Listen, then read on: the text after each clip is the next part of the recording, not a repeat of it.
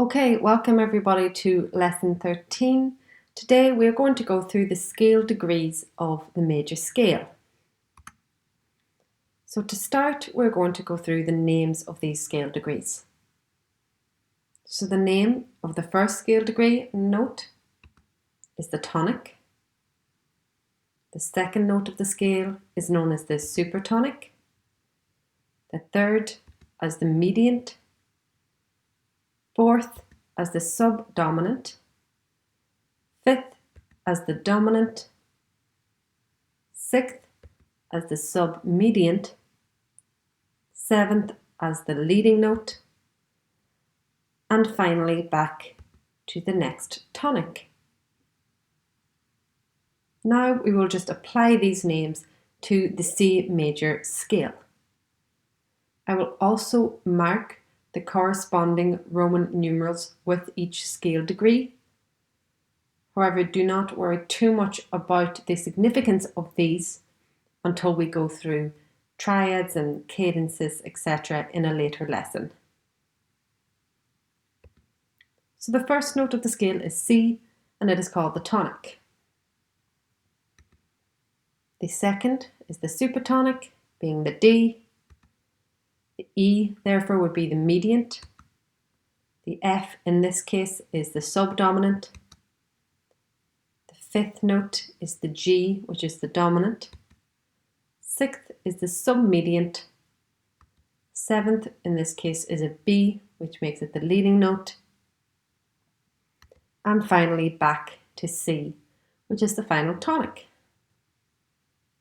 which is the following tonic.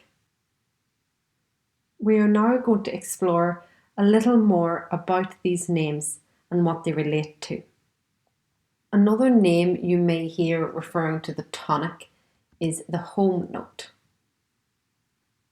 The supertonic is called as such as it is one note above the tonic, super being above in Latin. The mediant is called mediant because it is in the middle of the tonic and dominant. So it's in the middle of this interval of a fifth here. The subdominant is called as such because it is an interval of a fifth below the tonic. Below the following tonic, that is. The submediant, therefore, is called as such as it is in the middle of the subdominant and the tonic. And the leading note gets its name as it often functions or sounds as to be leading on to the tonic.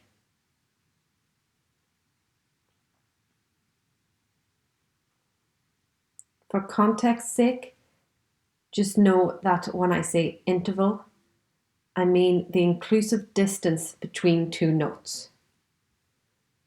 So between the tonic and the dominant is the interval of a perfect fifth.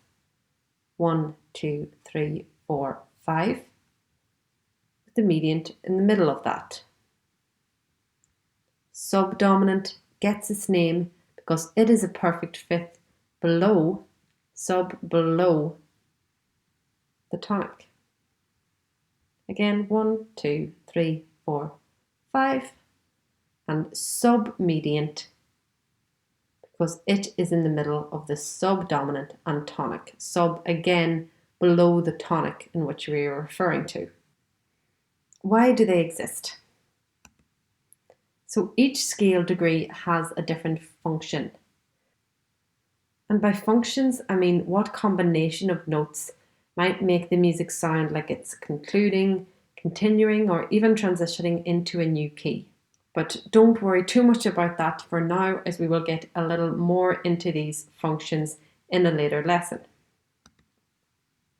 So the knowledge of which notes function as each degree of the scale enables musicians to know which are best suited to different functions in a piece of music, particularly for composition and improvisation purposes. For now, what may help illustrate the value of scale degrees is the fact that these functions remain the same regardless of which major key you are in. And for anyone that's a little unsure about what a key is, think of it as the scale upon which a piece of music is based. So the dominant scale degree and the tonic scale degree have the exact same relationship in every major key, even though the pitches inevitably change. A very common function of the dominant and tonic scale degrees is to make a piece of music sound as if it is finishing satisfactorily.